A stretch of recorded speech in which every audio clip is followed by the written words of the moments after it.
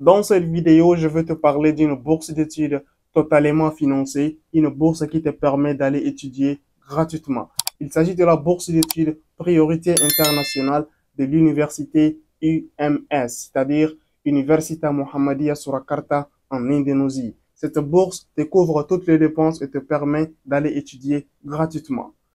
Maintenant, quels sont les avantages de la bourse d'études priorité internationale? Cette bourse te couvre toutes les dépenses. Les frais de scolarité et les frais d'inscription sont pris en charge. Une allocation mensuelle jusqu'à 112 dollars par mois. À la fin de chaque mois, ils vont te payer 112 dollars. Mais en Indonésie, les conditions de vie ne sont pas difficiles, donc 112 dollars te suffit largement. Cette bourse te couvre aussi les frais des livres. À la fin de chaque mois, ils te payent pour acheter des livres pour étudier. Cette bourse te couvre aussi les frais de visa, les permis de résidence. Elle te couvre aussi le billet d'avion retour. Lorsque tu as fini tes études et tu veux retourner à ton pays, elle te paye le billet d'avion retour. Cette bourse te couvre aussi une année préparatoire gratuite d'apprendre la langue indonésienne Bahasa. Maintenant, voyons les critères d'éligibilité de cette bourse. La bourse d'études priorité internationale t'exige d'avoir une note minimale de 75%. Continue de voir la vidéo. Je vais te montrer comment calculer ta moyenne générale en termes de pourcentage.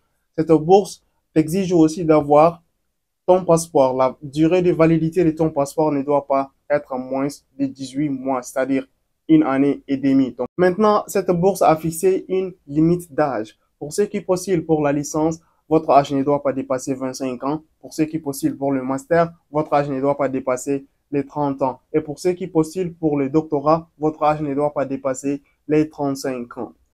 Maintenant, quels sont les documents demandés? Comme d'habitude, dans presque toutes les bourses demandent les mêmes documents. Tu dois avoir une photo fond blanc au format passeport, la copie de ton passeport, ton diplôme ou bien tes diplômes et tes relevés de notes. Tu dois avoir une lettre de recommandation de ton établissement. Tu dois faire un certificat médical. Maintenant, pour ceux du doctorat, tu dois faire aussi ton plan de recherche pour le doctorat. Maintenant, je vais te montrer la procédure de A à Z, étape par étape sur l'ordinateur, comment postuler à cette bourse-là. Mais avant tout, j'aimerais clarifier une chose. J'ai remarqué dans les vidéos précédentes que certaines personnes ne regardent pas totalement la vidéo et ils viennent poser des questions sur des choses que j'ai bel et bien clarifiées dans la vidéo. C'est-à-dire que je fais une vidéo plus de 10 minutes, plus de 15 minutes. Pour qui? C'est pour toi, pour te montrer comment postuler. Je connais très bien qu'il y a des agences, qu'il y a des cybercafés, ils font des procédures à des personnes et ils prennent beaucoup d'argent. Certaines prennent des centaines de milliers, certaines prennent même des millions. Certaines prennent même au-delà de 1 million. Donc, moi, je t'ai fait la vidéo pour te montrer la procédure gratuitement. Tu peux le faire à travers ton smartphone. Et si tu ne regardes pas la vidéo, tu reviens dans les commentaires me poser des questions sur des choses que j'ai bel et bien clarifiées, telles que la date limite des candidatures, telles que je dois traduire mes documents en anglais ou non. J'ai bien clarifié ça dans la vidéo. Certaines personnes regardent seulement 1 minute ou 2 minutes de la vidéo, ils quittent et ils reviennent dans les commentaires et poser des questions. Tu dois regarder totalement la vidéo. S'il y a une chose que je n'ai pas clarifiée dans la vidéo, maintenant tu peux poser des questions. Donc, allons sur l'ordinateur pour te montrer la procédure de la bourse priorité internationale. Maintenant, voici la page principale de la bourse d'études priorité internationale de l'université UMS. Je vais te donner le lien de la bourse à la fin de la vidéo. Maintenant, ici, la première des choses à faire, c'est de voir les informations nécessaires sur la bourse. Donc, traduisez le site internet en français. Après avoir traduit en français, vous venez ici, bourse d'études UMS, vous cliquez. Donc, vous aurez la page qui vous donne toutes les informations sur la bourse. Donc, ici, vous descendez un peu. Donc, et vous devez toujours traduire la page en français. OK? Donc, vous venez ici. Voici Bourse priorité internationale. Bourse prioritaire internationale. Donc, est ouverte aux étudiants internationaux qui veulent étudier licence, master et doctorat. Voyons la valeur de la bourse. Les avantages de la bourse comprennent généralement l'exonération des frais de scolarité, les services de santé sur le campus et le cours de Bahasa Indonesia for International Students pour les étudiants internationaux. Pour ceux qui souhaitent postuler au programme régulier, c'est-à-dire vous allez étudier là-bas un programme régulier, c'est-à-dire la durée du programme pour la licence vous aurez 8 semestres. Vous aurez 8 semestres, c'est-à-dire 4 ans. Pour la maîtrise, vous aurez 4 semestres, c'est-à-dire 2 ans. Et pour le doctorat, vous aurez 6 semestres, c'est-à-dire vous aurez 3 ans. Maintenant ici, voici les avantages de la bourse. Couverture des bourses d'études. Elle te couvre les frais de scolarité, indemnité de subsistance, c'est-à-dire une allocation mensuelle jusqu'à 1 750 000 roupies indonésiennes. Ils vont te payer par mois et c'est équivalent à 112 dollars par mois. Maintenant, une allocation de livres, c'est-à-dire les frais des livres jusqu'à 50 000 roupies. Une assurance maladie, les frais de visa, permis de séjour.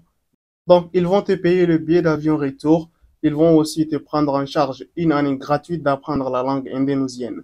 Maintenant, voici les critères d'éligibilité. Comme je l'ai précisé précédemment, ta moyenne générale ne doit pas dépasser les 75%. Maintenant, comment calculer ta moyenne générale? Si par exemple, ta note générale est sur 20, donc tu prends la note que tu as, ta moyenne générale, tu divises par 20 et tu multiplies par 100. Moyenne générale divisé par 20 multiplié par 100. Donc, tu peux le faire et tu peux avoir le pourcentage. La validité du passeport au minimum 18 mois à compter du mois de janvier de l'année du début. Maintenant, âge maximum pour la licence, 25 ans. Pour le master, ne doit pas dépasser 30 ans. L'âge pour le doctorat ne doit pas dépasser les 35 ans. Maintenant, ici, il te demande de signer un document, c'est-à-dire un document que tu payes le visa avec ton propre argent. Maintenant, une fois que tu t'es rendu en Indonésie, ils vont te rembourser les frais de visa. Maintenant, ici, les documents demandés. Donc, voici, comme je l'ai précisé précédemment, une photo d'identité, c'est-à-dire une photo format passeport, fond blanc. Ils disent ici fond clair, c'est-à-dire fond blanc. Dernier certificat académique, dernier relevé de notes académique, certificat de langue n'est pas exigé puisqu'il t'offre une année préparatoire. Mais il y a aussi des programmes en anglais si tu veux étudier en anglais. Donc, tu dois montrer un de ces certificats-là. Donc, surtout les Duolingo, il accepte aussi Duolingo. Les Duolingo, c'est très facile et les moins chers. Tu peux le faire. Maintenant, si tu veux étudier en anglais, mais dans le cas où tu veux étudier en langue indonésienne, donc tu apprends la langue indonésienne pendant une année et tu continues tes études. Numérisation, numériser la couverture du passeport. La couverture du passeport. Donc, tu dois scanner ça. Et maintenant, la numérisation des informations détaillées, tu scannes aussi la partie qui contient tes informations dans le passeport. Donc, assurez-vous de numériser entièrement la page 1 et 2. Chaque coin doit être numérisé. Donc, vous devez faire cela. Une lettre de recommandation académique du président superviseur académique, donc tu dois prendre ça de ton établissement. Proposition de recherche, un plan de recherche pour le doctorat. Maintenant, un rapport médical, un certificat médical. Maintenant, ici, ça ne te concerne pas puisque tu postules pour une bourse. Maintenant, ça, c'est pour ceux qui veulent aller étudier avec leur propre argent. Une lettre de, une lettre d'accord et de déclaration. Maintenant, ça, c'est la lettre de paiement. Maintenant, ici, voyons les programmes, les filières auxquelles tu peux choisir. Ils ont beaucoup de filières ici. Cette université a vraiment beaucoup de filières.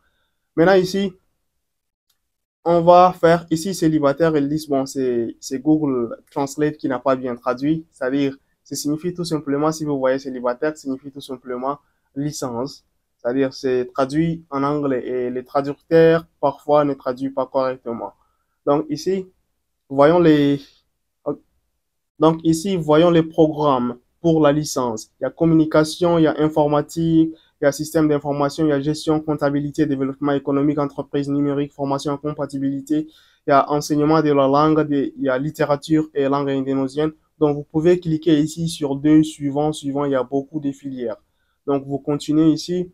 Il y a éducation en anglais, enseignement de mathématiques, enseignement de biologie, il y a enseignement de géographie, il y a éducation sportive, mécanique, génie civil. Vous pouvez toujours continuer et voir. Il y a électrique, il y a chimie, il y a industriel, géographie, architecture, nutrition, santé publique, ok, physiothérapie, il y a éducation islamique. Il y a beaucoup de filières ici, vous pouvez les voir. Loi économique, il y a le Coran et le tafsir. Il y a il y a pharmacie, il y a psychologie. Donc, ce sont les filières de la licence comme ça. Maintenant, pour le master, vous venez tout simplement ici, mettre. Maintenant, pour le master, il y a aussi beaucoup de filières. Donc, vous pouvez voir ici informatique, gestion, comptabilité, génie civil, etc. Jusqu'à loi, vous pouvez toujours continuer suivant pour voir la liste suivante. Donc, vous continuez toujours ici. Il y a pharmacie, il y a psychologie, il y a éducation en anglais, il y a enseignement primaire, il y a enseignement de mathématiques. Maintenant, pour ceux du doctorat, vous revenez tout simplement ici et vous cliquez, vous aurez les filières disponibles pour les doctorats. Il y a gestion, génie mécanique, loi, pharmacie, sciences de l'éducation, psychologie. Donc, ce sont les filières demandées comme ça. Maintenant, on a déjà vu les informations nécessaires. Maintenant, nous allons directement faire la procédure. Ici, on vient sur se connecter. Vous cliquez. Donc, ici, moi, j'ai déjà créé un compte, mais pour vous, vous venez ici, Sign Up. Bon, vous cliquez ici sur Sign Up. Vous cliquez. Donc, ici, la première des choses que vous allez faire, vous allez écrire votre email et vous allez créer un mot de passe. Vous confirmez votre mot de passe ici et donc, vous cliquez sur Sign Up. Donc, après avoir cliqué sur Sign Up, vous aurez un email. Ouvrez votre boîte email, cliquez le lien là-bas, confirmez et revenez sur se connecter.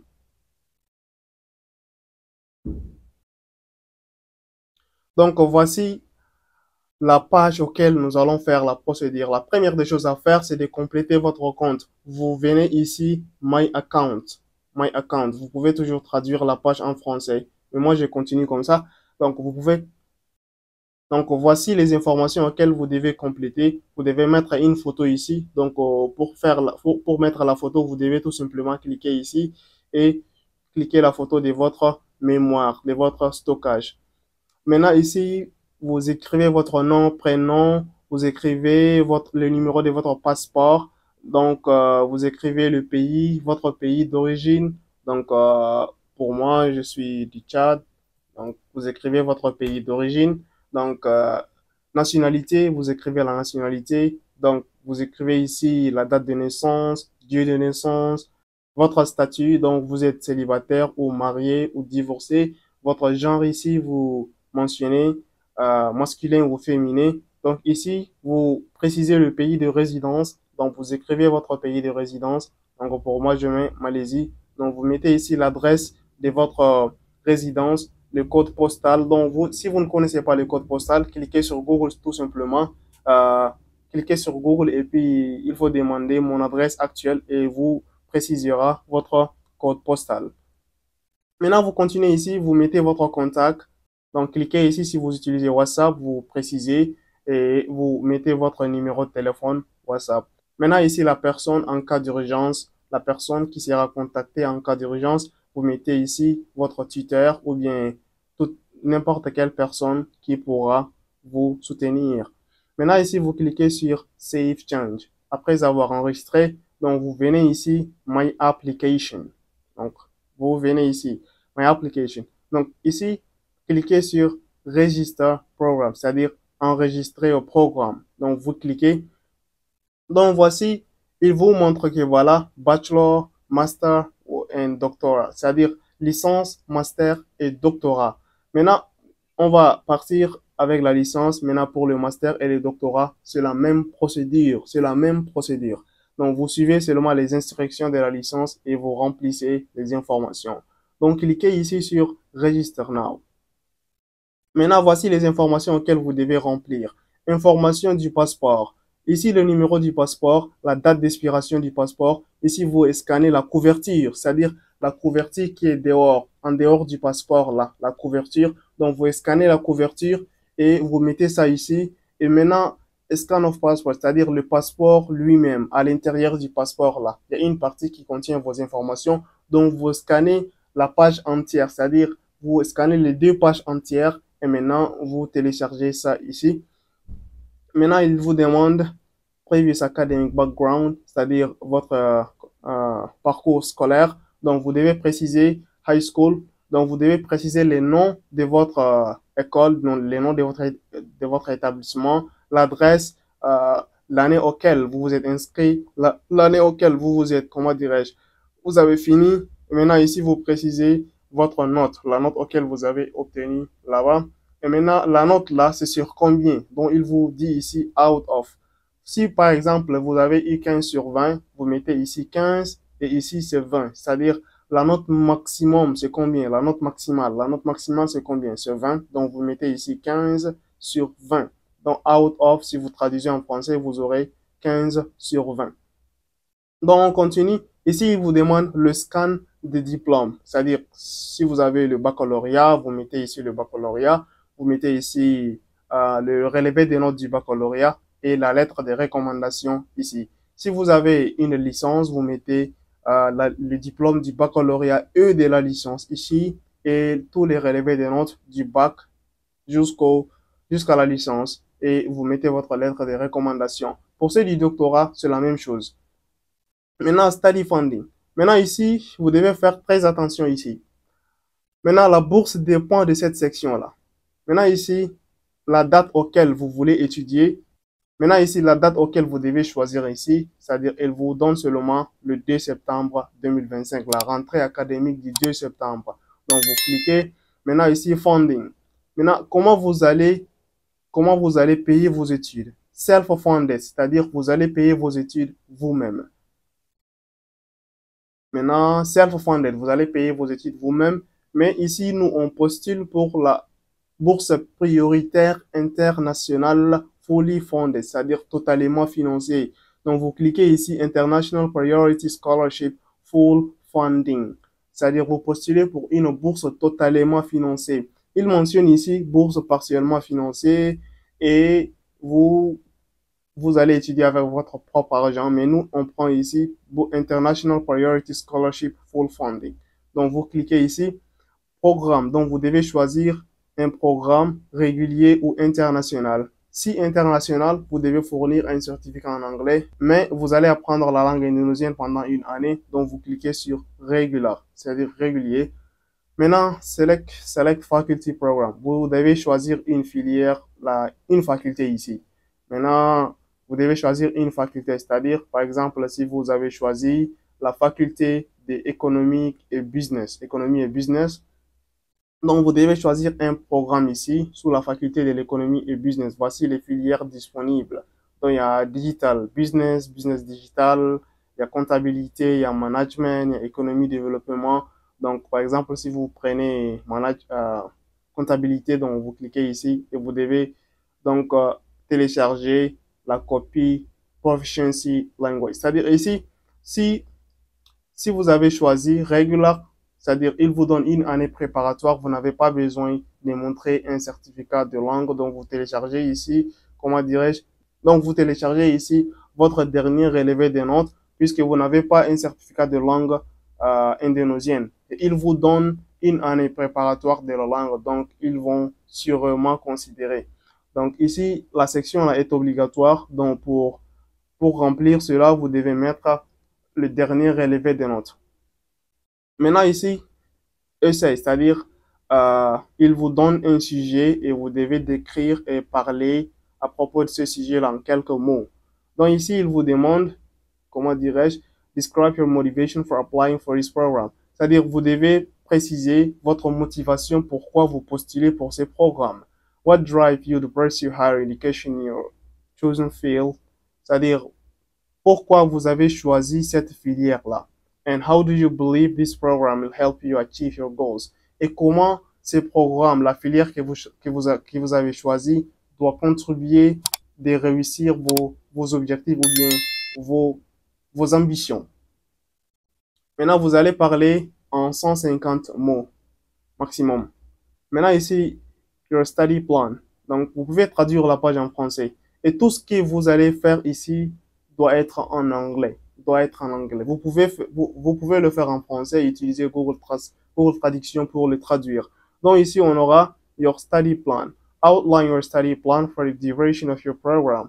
Donc, ici, il vous demande de faire votre plan d'études pendant la durée de votre programme. What specific courses, research projects, or academic activities do you intend to focus on? And how would this align with your long-term academic and career objectives? Ici, il vous demande de préciser le plan de recherche, les cours que vous allez prendre, les activités académiques que vous aimeriez faire.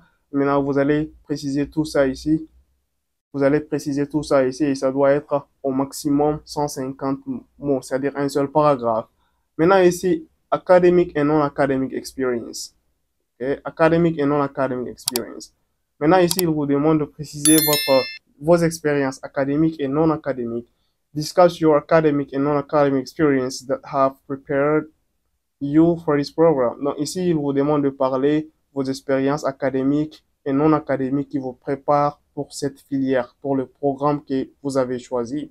Highlight any relevant coursework, research, entrepreneurship, extracurricular activities, or volunteer work, and explain how these experiences have contributed to your personal and professional development. Maintenant, ici, il te demande que voilà, tu dois préciser tout, comment dirais-je, chaque cours chaque formation, cours que tu as pris, récompense, des stages que tu as fait, c'est-à-dire du volontarisme si tu as fait, si tu as été volontaire quelque part, donc tu peux aussi préciser. Maintenant, ça ne doit pas dépasser le 150 mots. Post-study plan, ça c'est pour le doctorat. Maintenant, what are your plans after completing your studies with help of this program? Il demande quels sont vos objectifs, vos plans après avoir fini vos études. Describe how you intend to apply the knowledge and the skills you align you will gain to contribute to your field. Maintenant, il demande ici décrivez les compétences et les connaissances que vous allez apprendre, que vous voulez apprendre.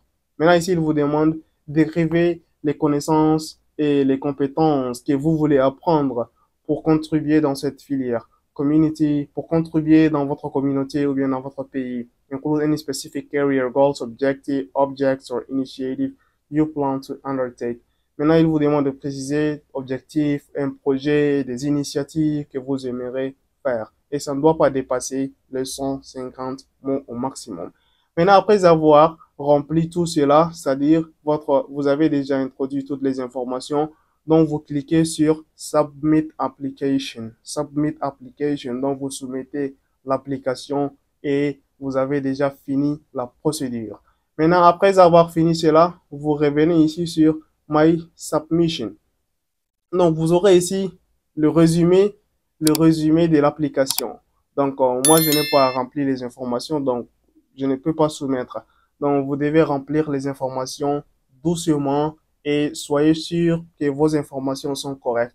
Une fois soumis la candidature, vous ne pouvez pas modifier. Vous devez être sûr. Maintenant, je vous ai déjà montré la procédure complète de A à Z et suivez les instructions. Suivez les instructions. Tout est expliqué clairement. S'il y a une chose que je n'ai pas bien expliquée, vous pouvez le mentionner dans les commentaires et je ferai de mon mieux pour vous répondre. Maintenant, c'est tout comme ça pour cette vidéo. Si vous avez trouvé cette vidéo utile, il faut liker, aimer, partager avec d'autres qui pourront en bénéficier. Ça, c'est vraiment des choses intéressantes. On parle des bourses d'études. Même si vous n'êtes pas intéressé, si vous avez aux alentours des personnes qui sont intéressées, cela pourra changer la vie des personnes. Maintenant, moi, le but de cette chaîne est d'aider plus de personnes. Maintenant, si vous likez, si vous partagez, la chaîne grandit et nous allons aider beaucoup de personnes et cela va changer la vie de beaucoup de gens. Donc, vous pouvez contribuer à changer des vies des personnes. C'est la plus bonne chose à faire. J'espère vous voir dans la vidéo prochaine.